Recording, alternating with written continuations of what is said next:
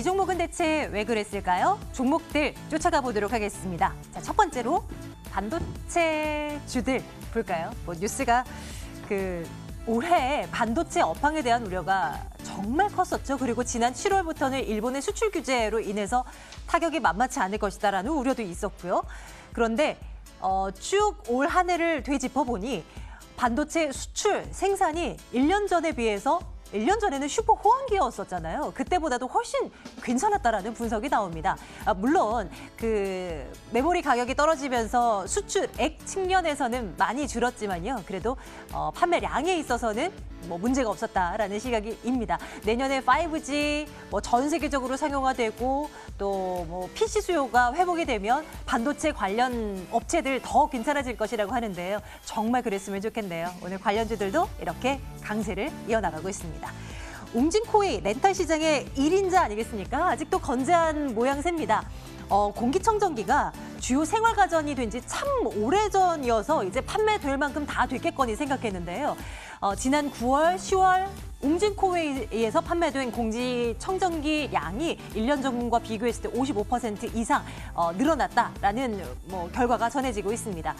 지난 3분기에도 실적 정말 잘 나왔었고요. 그런데 주가가 많이 못 간다 했는데 최근 들어서는 꾸준히 조금씩 올라가고 있는 웅진코웨이입니다. 오늘도 2% 가까운 상승세 기록하고 있습니다. 한편 롯데케미칼은 실적 발표와 함께 주가가 많이 빠집니다. 이 정도면 무난했다. 혹은 부진하다. 이런 다양한 의견들이 있지만 양쪽 모두 공통적인 것은 미래에 대한 시각은 다 부정적이라는 것입니다. 내년도 사실 어려워 보인다라는 시각, 주가 반등도 아직은 멀어 보인다라는 시각 지배적입니다. 주가 5% 이상의 하락 기록을 하고 있고요. 어닝 쇼크를 내놓은 또 하나의 기업입니다. 대웅제약도 볼게요. 메디톡스와의 균주 논란에 의한 소송을 정말 오랜 기간 동안 진행을 해왔는데 이로 인한 비용 손실이 적지가 않았던 모양입니다. 일회성 요인이겠지만 그래도 실적 쇼크 전해지면서 3% 넘는 약세권 진행되고요. 14만 4,500원 현재 기록되고 있습니다. 아시아나항공은 전략을 좀 챙겨보도록 할게요. 매각 본입찰이 이제 사흘 앞으로 다가왔습니다. 일각에서는 애경그룹 그리고 HDC 현대산업개발 이 2파전으로 진행될 것이다 라는 얘기가 나오는데요. 최소 몸값이 1조 2천억 원입니다. 근데 이 돈으로 아시아나항공을 품는다고 해도 이제 항공사 특성상 부채가 많은 기업이죠. 아시아나항공의 경우는 당장 이제 상환을 해야 하는 그런 부채 규모가 4조 원이 넘어간다라고 하는데요. 승자의 저주라는 얘기들도 벌써 나오고 있습니다. 어떻게 봐야 될지 관계사들까지 점검을 해보도록 하겠습니다. 하나투어, 웬일로 여행주들도 올라서요. 하나투어는 시간 갈수록 점점 더 상승세를 키워나가며 지금 10% 가까운 상승세로 진행이 되고 있는데요. 일본 여행 많이 부진합니다. 지금도 그렇고요. 그것 때문에 여행 급감으로 인한 영업 적자가 지난 3분기에 나왔다는 거죠. 그런데 주가 하락 이 정도면 너무 과도해라는 평가도 있고요. 51,100원, 400원대까지 올라 있는데요. 앞으로 어떻게 얘기를 나눠볼지 또 오늘 한일 정상이 깜짝 회동을 가졌다는 뉴스도 접해져 있는 상황이잖아요. 좀 희망을 걸어봐도 될지 여행주들에 대한 시각도 챙겨보도록 할게요. 파라다이스 10월 카지노 매출액이 1년 전에 비해서 15% 이상 늘어났다라는 얘기와 함께 주가가 강하게 튀어오르고 있습니다. 4% 넘는 상승인데요. 오늘 전반적으로 살펴볼 종목들이 여행 관련 업체가 되겠네요. 파라다이스에 대한 전략도 챙겨보도록 하겠습니다. 네, 오늘 종목 이야기 유한타증권 영업부 박우경 차장과 함께하겠습니다. 차장님 어서 오세요. 네, 안녕하십니까? 네, 안녕하세요. 네. 자, 먼저 본입찰 D-3 네. 아시아나항공 좀 챙겨주세요. 물론 이제 M&A 이슈 먹으면 종목들의 주가를 내다본다는 게 쉽지는 않지만요. 네. 시장에 좀 나오고 있는 얘기들 좀 정리를 해주세요. 이제 3일 앞으로 좀 다가섰고요. 대기업이라고 할 수 있는 애경그룹과 그다음에 현대산업개발이 이제 2파전으로 좀 압축이 되고 있는데 아직까지는 그 외에 그런 소수 이제 아무래도 좀 큰 기업들의 참여자들이 눈에 띄게 좀 나타난다는 소식들은 아직까지는 현재로서는 없습니다. 그래서 과연 이런 두 기업 군단들, 새로운 그런 사모펀드랑 함께 들어오는 이런 두 기업 군단들이 얼마나 흥행을 할 수 있을지가 아시아나 관련된 아시아나 IDT, 에어부산, 아시아나 항공의 주가를 좀 변수를 좀 잡을 수가 있을 것 같은데 오늘 사실 아시아나의 그런 매각 관련된 이슈를 제외하고서라도 항공, 여행, 중국 관련주들이 뭐 상당히 좋아가지고 네. 오늘의 좀 분위기는 그런 연장성선에 좀 있는 걸로 좀 파악은 되고는 있습니다. 그래서 3일밖에는 안 남았지만 뭐 제가 생각하기에는 뭐 앞서서 좀 말씀은 좀 하셨지만 뭐 몸값이 비싼데 인수를 하면 과연 시너지가 있겠느냐? 시너지가 있어야지 아시아나항공의 주가가 더욱더 좀 날아갈 걸로 좀 보이고는 있기 때문이죠. 그렇기 때문에 저의 전략도 그런 본입찰 11월 7일까지의 전략으로 세워서 접근하는 것이 좀 맞을 것 같아요. 그리고 임박한 거네요. 그렇죠. 임박했기 때문에 뭐 네. 오늘, 뭐 내일 모레까지의 그런 매수 전략은 좀 유효할 수는 있을 것 같으나 뭐 당일날이라든가 뭐 그 전을 앞두고서 어떻게 좀 본입찰이 좀 진행할 거에 대한 그런 불확실성들이 좀 놓여지고 있고요. 뭐 산업은행 측에서도 지금은 좀 통매각을 좀 원하고는 있는데 그렇죠. 만약에 이번에 입찰이 흥행을 하지 못하든가 생각지도 못했던 악재가 좀 발견을 한다면은 분리매각까지도 어쩔 수 없이 좀 해야 되는 입장이기 때문에 분리매각을 한다면은 뭐 아시아나항공을 좀 매수하기보다는 에어부산이나 아시아나 IDT를 좀 매수하는 전략으로 저희가 다가설 수밖에 없겠죠. 네, 네. 인수전 본입찰은 일단 임박해져 있는 이벤트 데이입니다. 네. 만약에 관심을 가진다고 하면 그래도 며칠 안 남은 이 짧은 기간을 좀 노려볼 네. 수밖에 없을 것 같은데요. 조금은 어렵긴 합니다만 투자 의견은 어떻게 좋아요로 가볼까요? 저는 뭐 지금의 분위기에서는 저희가 특별하게 과감하게 한번 본입찰에 도전해본다는 생각으로 주가도 호호. 좀 매수 관점으로 좋아요라고 네. 좀 말씀을 드리겠습니다. 하지만 디데이 전까지를 네. 한번 포인트로 네, 삼아보도록 맞습니다. 하겠습니다. 아시아나항공 조심스럽게 점검을 해보고요. 하나투어도 이어서 볼게요. 오랜만입니다. 네. 여행주들이 이렇게 올라서 오늘 혹시 이게 전반적으로 이렇게 뭐 여행 관련 업체들이 올라오고 있는 이유가 환율이랑도 좀 연관성을 지어볼 수 있을까요? 첫 번째는 환율이고요. 네. 두 번째는 그 섹터반의 그런 종목 순환매죠. 그다음에 오늘의 장의 특징들을 좀 본다면은 그냥 바닥 종목들이 다 올라와요. 다 올라오는데 네. 여행 관련주들이 오늘 특히 하나투어, 모두투어가 되게 강한 상승을 좀 보여주고 있습니다. 와, 모두투어도 많이 지금 오늘 올라가고 뭐 있군요. 모두투어도 뭐 2%, 13%의 네네. 그 상승세를 좀 실현을 하고 있기 때문에 뭐 하나투어에 대한 그 코멘트가 아니라 전반적인 네. 여행업계, 앞서서 말씀드렸던 항공업계도 뭐 대한항공, 뭐 진에어, TA항공 전반적으로 다 올라옵니다. 네. 항공이나 그 여행주들이 올라갈 수 있는 모멘텀이라고 한다면은 환율 효과가 가장 크고요. 환율이 정말 많이 떨어졌더라고요. 많이 최근 떨어졌죠. 한 석 달 사이에요. 1,160원. 1,160원. 지금 1,200원에서 약 40원이 좀 그래서. 빠졌으니까 뭐 대략 한 15% 이상의 그런 환율이 빠졌다면은 여행자들 그다음에 그런 외화부채에 있는 그런 업체들한테는 상당한 이익으로 들어올 수밖에는 없는 국면이고요. 모두투어나 하나투어나 가장 고전했던 게 뭐 저가 LCC 항공도 좀 마찬가지고요. 네, 제주항공, 네. 뭐 진에어,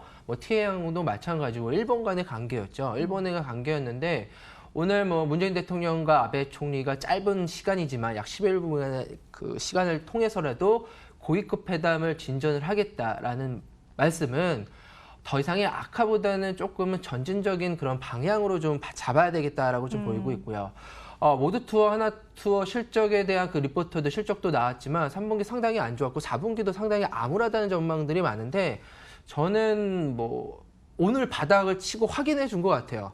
두 개의 종목들 다 동시적으로 거래량이 좀 실리면서 큰 폭의 좀 상승세를 좀 실현을 했고요. 네. 올해 하반기에 기점으로 해서 더 이상은 악화될 그런 그 요인들은 특별하게는 없는 걸로 좀 보이고 있기 때문에 오늘 뭐 급하게 올라간 측면, 약 한 10%의 상승세를 올라간 측면들도 있지만 이제는 좀 바닥을 치고 우상향으로 가는 단지 속도 간의 그런 차이점은 있겠다라고 좀 말씀을 드릴 수가 있을 것 같습니다. 오늘의 이 급등세가 네. 그냥 순환매에 의거한 뭐 네. 하루짜리 상승 이렇게 보고 계신 게 아닌 거군요. 그렇죠. 전반적으로 그 하나투어, 모두투어, 여행업종과 항공업종은 바닥입니다.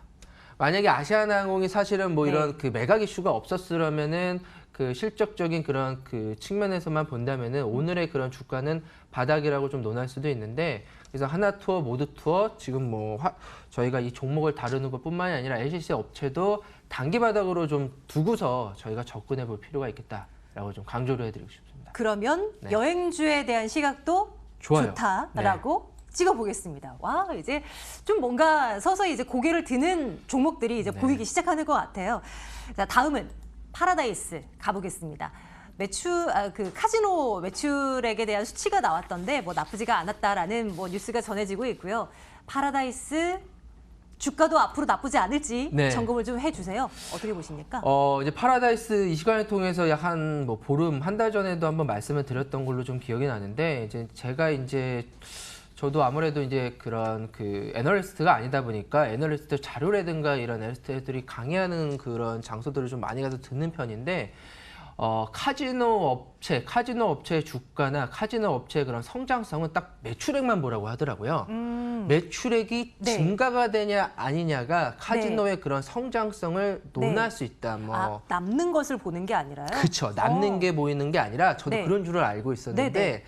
매출액이 가장 중요한 키포인트고 다른 그런 주요한 그런 뭐랄까요 그 용어들은 그렇게 그 어떻게 분석하고 어떻게 예견하는지에서 좀 다르다고 이렇게 저도 그 얘기를 좀 듣고서 네. 이런 그 파라다이스뿐만 아니라 뭐 오늘 뉴스에 나온 거 보니까 뭐 강원랜드든 국내에 있는 외국인 카지노들의 그 볼륨 자체가 커졌어요. 그래서 단순하게 그런 최근 들어가서 중국인 관광객들이 다시 돌아온다라는 좀 개념보다는 카지노의 그런 시장에 대한 파이가 이제는 커져가고 있다라는 거에 좀 초점을 맞출 필요가 있을 것 같고요. 그 네. 중심에서 파라다이스가 그 중심에 있는 역할을 하고 있는 동시에 파라다이스가 지금 여행 복합, 레저 그런 서비스인 그런 파라다이스까지도 3분기부터는 턴어라운드를 하고 있기 때문에 두 가지의 포인트로서 지금은 파라다이스를 적극적으로 좀 담아가야 될 시점이다라고 좀 보이고 있고요.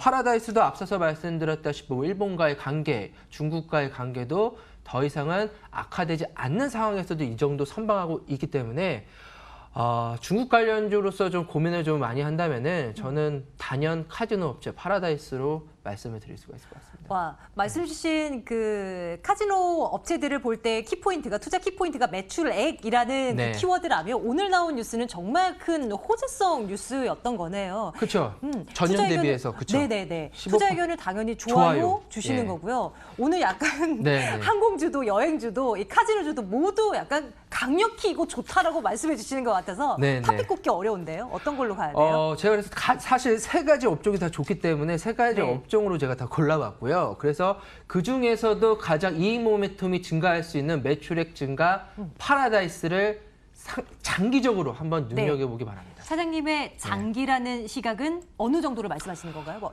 끌고 1년? 가는, 네네. 끌고 가는 계속해서 그렇죠. 끌고 가면서 보자? 종목으로 좀 말씀을 드리고 싶고요. 네네. 이게 단기간에 지금 그 경기가 개선이 되고 시간이 없으니까 좀 짧게 말씀드리겠는데 내년 상반기까지 네. 끌고 갈 수 있는 종목이다라고 좀 보시면 될 것 같습니다. 이 종목 올려두고요. 네. 계속 차장님과 함께 할 때마다 중간 점검 해드리겠습니다. 내일장 탑픽이에요. 유한태증권 영업부 박우경 차장과 함께 말씀 나눴습니다. 고맙습니다. 감사합니다.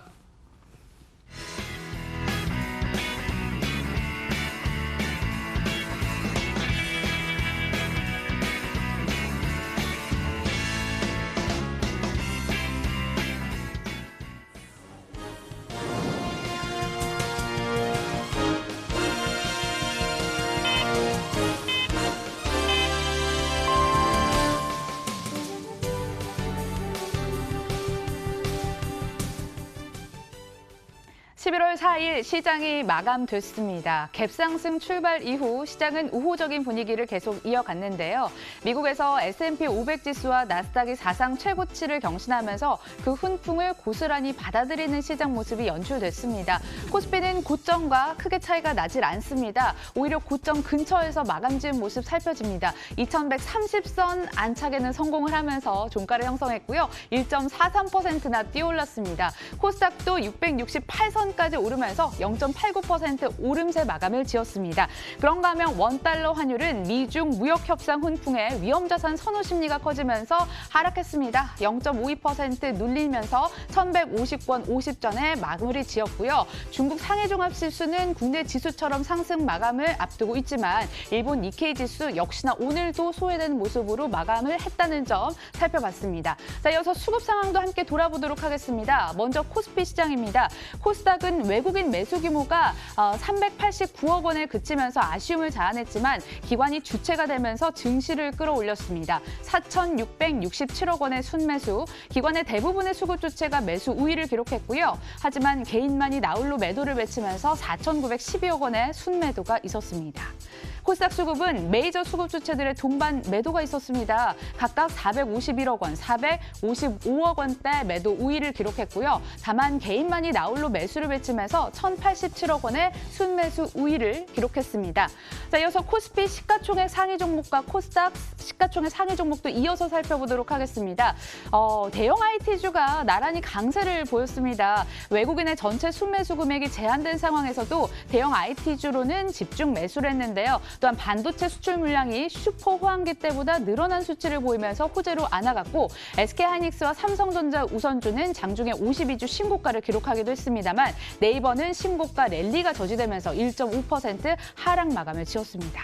코스닥 시가총액 상위 종목도 살펴보도록 하겠습니다. 바이오 종목이나 IT, 반도체 대체로 상승을 보였습니다. 최상단단에는 펄어비스를 제외하고 전 종목에 빨간불이 들어왔습니다. 그중 CJENM은 2.49%나 오른 채 마감됐습니다. 외국인의 순매수를 받아갔고 HLB나 셀트론 헬스케어도 상승 마감에 성공했습니다.